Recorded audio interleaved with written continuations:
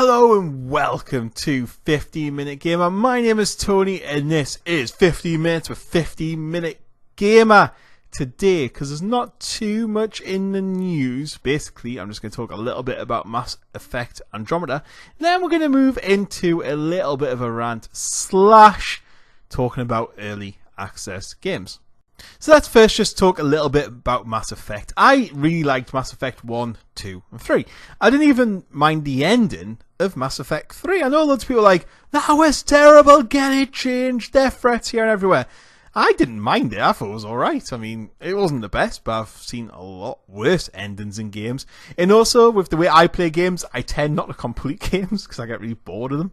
Because I play so many of them, so I tend to always try and move on to the next game. So, for me, just to actually complete a game was rare. So, you know, to get to that point, actually completing, I thought, it wasn't too bad. However, Mass Effect Andromeda was on my list. It was one of them games where I was like, right, I need to get this game now. I was even going to pre-order it. I was looking to buy it. I walked into Tesco's to see if they had it. And then I started watching some of the gameplay. And wow, that game has not progressed from Mass Effect 1. I was watching it like, the graphics are terrible. The fighting seemed bad. The animations, like I discussed in last video when I was saying don't be dicks, do look terrible. And I was just watching, I was like, this game just, I was looking forward to it so much. I've been looking forward to this game since probably about November last year is when it kind of more hit me radar and it was getting a bit close and I was like, I really want to play this game and really want it. And I just watched the gameplay and I thought, you know what, no. And I felt such a shame that this game just been on my radar for that long and it came out and just kind of watching gameplay, footage, reviews, just instantly was like, no. It's now in that £20 bracket maybe, you know, when it comes down in price. If I can catch it in a sale, I'll go and pick it up. Because I still feel that I like Mass Effect because the storylines and stuff. I'm not bothered about going around and shagging aliens all day long. So, you know, if I just want a good story and just see if they kind of improve some of them things, add more missions in, that sort of thing, it may be something I'll pick up. But yeah, just watching, I was just very disappointed. And, you know, since there was very little news today, I just want to kind of start on that. It's just the fact that it's been one of the only games in a long time that I've really wanted, not got, because I usually pre-order, but I was working away, and just then looked at it and thought, no, I'm so glad I didn't spend £45–50 on that game. So now I've covered Mass Effect, because that's kind of just my disappointment on there. I just want to talk a little bit about early access games, and something happened this week that really, really annoyed me. It was a comment on one of my videos. Normally comments on my videos don't bother me too much. I'm kind of one of them people that's just like, if you don't like what I'm doing, just don't watch it, just go away. I'm not that fussed. You're not really going to bother me. However, this one comment did annoy me, and I'll read word for word what it said. This comment read, I would advise actually playing the game for more than 20 minutes and giving it a bad name from what I saw out of it. Plus, you were paying for a full product too, not just a tech demo. Now, I'm going to break this down into 3 parts, I think. First part is the 20-minute thing. The second part is the full product / tech demo. And the third part is from what I saw of it. So, anyway, this comment was left on a game called Emerge NYC. This is a game on Steam that sits there for £26.99 UK pounds. That is, what, about $30 or so? And the game itself calls itself a tech demo. It doesn't say alpha, it says pre-alpha tech demo for £26.99. So I've been putting off buying this game, even though it looks interesting. Basically, the premise of the game is you control the fire service, the police, and the ambulances in a replica kind of New York City.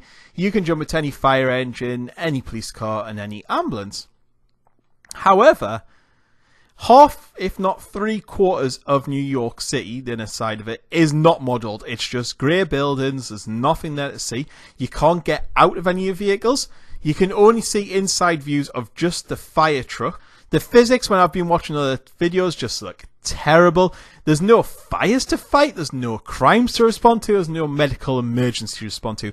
This is, in all intents and purposes, a tech demo. This is someone saying, look guys, we have this product. We're going to be working on it. What do you think?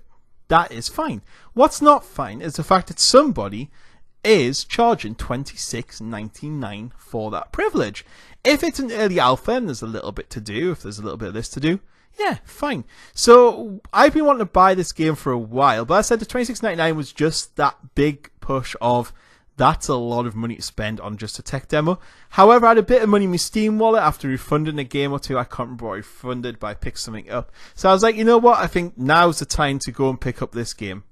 So basically what I did was record a 20-minute video of my first 20 minutes of impressions of the game, put it up on YouTube, and just talked about what I think the game needs to do, what direction the developers should really go in. The fact that I completely disagree that the thing they're talking about doing at the moment is adding multiplayer in. Like, this game, there's not even water. You can't even like spray water around. So what are you going to do if your friends sit there and just sit in a buggy, messy, poorly optimized? My computer at times was running this game at around about 7 frames per second, and my PC isn't too bad, and it was struggling to run it. I had to turn shadows off and everything else off just to keep a high FPS. Sure, you shouldn't be working on multiplayer if you haven't got a base game there that's any good. So I played it for about 20-30 minutes. I recorded my thoughts and put the video up. As I said, I think some of the features are really good. I can see where a game like this could go, and it's almost my dream game. I would love a game where if there was a fire, you'd respond to fire, and you could call police units in to block the roads off, and call EMS in to get the casualties out and fight the fire, you know, and stuff like that. And there is talk, yeah, they're talking about putting, you know, like being able to get out and respond to the fires and using extinguishers and hoses and stuff like that. And all that is perfectly and utterly fine. I don't disagree with that. However, at the moment, this game is nothing. All you can do is jump in the vehicles and drive around the city. There's nothing else to do in this game. So, when this comment dropped below, and it instantly annoyed me. And I said there was 3 points in that comment that annoyed me. And one of them points was, you are paying for a full product, not a tech demo. At this point in time, $26.99, I am paying for what I get. I am getting a game where I can drive around a quarter completed buildings in an empty New York City that's poorly optimized, with not the best controls, with poor physics, okay sound. I can't do anything. There's no fires to fight, no anything. That is what I'm paying for. If you're paying for that game expecting a finished product at the end of it, you could be completely not mistaken. This developer could walk away tomorrow and shut the game studio down. You're left with $26.99 of that. You're left with nothing. If you call a plumber out to fix your toilet, you don't go to him, yeah, so, yeah, it's got a bit of a leak, it's still leaking. Well, you know, pay me £50 now, and I may finish and come finish it off later. Or I may not. You just have to trust me on that one. You wouldn't do that. You'd say, no, sorry, mate, you get your money when you complete. So that comment there of saying, I'm paying for a full game, you're not paying for a full game at all. You're paying for a tech demo, and that really annoyed me. And I've been stung on early access a lot, and I'm not the only one. And I've just been doing a tiny bit of looking through my list and kind of seeing what games I've bought in the past that have went, right, okay, well, this hasn't worked. And I just want to bring some to the table here. And these are things I own. One is called Police Crime Action, which kind of did remind me of this game. It was very early access. However, you could get your police car. There was things to respond to. That developer done 3 or 4 updates, then just walked. It was about £12-13, so half the price. I'm left with a game on my computer now that does nothing. Yes, it's still there in its state that it was a year or 2 years ago, whatever. It'll never ever change. It'll never move. Space DF9 was made by Double Fine Entertainment. That game, again, was in early access. All of a sudden, the developer just went, right, it's released. It was nowhere near released. It wasn't even finished. They admitted it wasn't finished and just walked away. We've got DayZ. It's been in development for like 3 or 4 years. Is that ever going to come to the table? I don't know. 7 Days to Die is an ARC. In fact, a lot of survival games are in early access. I hope most of them finish. However, again, these could just walk away at this point. Goddess. Can you remember Goddess with Peter Molyneux? That game got £800,000 worth of funding, and it's now basically a free-to-play game, almost. I mean, that guy just went basically, hold my hands up, it's never going to finish, what's the point? £800,000, what do you do with me £800,000? Not mine. Yogg's Ventures, look at that, that raised £600,000. Never went anywhere. And when I was looking for a list, there's so many games like this. And that comment by that guy to say, you're buying a finished product. No, you're not. You're just buying into a developer's idea. This developer about Emerge NYC has made some mods for some games before. They've never developed a proper game with own engine, own assets, that sort of thing. If you think this is good, this could be 4, 5, 6, 7 years until this game is even remotely ready. Is that game studio going to keep going for that long and supporting that game? I don't know. However, yes, point one in that point just really annoyed me that someone was so stupid to go, yeah, I'm paying for a fraud product for $26.99. Very quickly, the second point from what I saw of it, which he wrote, look, if you're not going to watch my videos, don't comment, like, watch all the videos and see what I have to say. I'm very, constructive criticism video. I'm just saying to developers, I think this would probably be better. I've played games for 25, 30 years. I know what makes a good game. I know what people like. I know what I like. If I pick up a game that links into the time of 20 minutes as well, I can pick up a game and play it for 20 minutes and know if I'm not going to like it. I own 500 games on Steam or something. I've owned probably most games since, say, the Sega Mega Drive, apart from Nintendo because I don't really like Nintendo. So, when I pick up a game and play it, I can give my impressions over 20 minutes because I play so many games. I know if it's going to be good or bad. I've also been stung by early access that many times that I can kind of go, I'm a little bit worried about this game. And that's why I refunded it, because I was like, I'm not having a £26.99 turkey sitting on my computer for the rest of my life. With that, I could buy something like Infinite Warfare by Call of Duty, which is a complete game. I could buy so many games that are complete and finished. So yeah, that comment just kind of, as you can tell, maybe slightly annoyed me. If whoever wrote that is listening to this podcast, which I hope you are, I hope you sit there and go, yeah, okay, I kind of see your points, because, to be fair, I feel like I'm being a bit fair on this one. And it's just why I kind of feel like I do when I play early access games. I've been stung so many times. Out of my 500 games on Steam, probably about 100 are probably early access. Maybe 50 have come out of them. The rest are just sitting there doing that. I'm never going to play them, never going to touch them again. Developers never going to support them. They're not say all early access bad.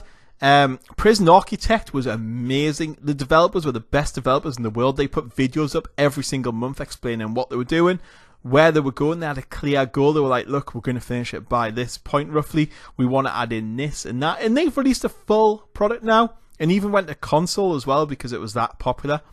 So Prison Architect were just brilliant. 7 Days to Die developers are amazing as well. They hold forums, questions and answers. They keep developing the game. Alpha 16 is probably getting close to release now with the street lighting and stuff. So it's not saying that all early access is bad. Some have come out of early access really, really well. And it's some of my favourite games. And there's nothing better than supporting a game when you first pick it up. I first picked 7 Days to Die up in about 2014. In January, I think it was, actually. I'd had this game for 2.5 years. And to be fair, played it for about 2 or 3 hours. It was so ropey. I never played it again till about 7-8 months ago when it hit my channel, and I was playing it all the time. I've sunk about 100 hours in since then. The early access model has to be done right, but you've got to remember when you're buying these games, you've got no protection at all. If that developer decides to walk away, he walks away. Steam offer a 14-day refund policy, or within 2 hours of playing. And there's been quite a few times lately where I've picked up early access games and sat there with 1.9 hours on my Steam playtime and went, I don't know if I'm going to continue this. And it is literally just because of how many times I've been stung now. And I don't particularly want that game just sitting there if I'm never going to play it again, because I could reinvest it in something I am going to play or I'm going to enjoy or completed game. And I love the Steam refund policy for that. But that early access, there should be a little bit more protection. Like, there was a website that kicked up that was you would sort of pay them, and then they would release the money to developers when they hit certain goals. And even though they've done it really badly, I thought some of the things they said were actually a good idea, because when I'm supporting early access, I have no protection. They could never finish that game, and most of them probably never will. However, they get all my money up front, so if they decide to run away, they run away with my money. And it would just be nice if I picked up an early access game, support it from the start, if I had some protection further down the line, that I could then get my money back from somewhere. I know it'll never happen because the developers will never do that. But it also has me sitting on Steam sometimes just wondering if to pick up a game because of that money. And I'm a bit more careful with money now, and I don't like just spend it willy-nilly on just any old sort of rubbish, so I am being a lot more careful now. Hence why I'm refunding games. Anyway, good God, that was a good little rant there, wasn't it? That is the end of my video. That is the 15 minutes up. I hope you enjoyed it. I'll be back next week with hopefully no ranting, because there's been 2 rantings in a row. And I will catch you all later on. Goodbye.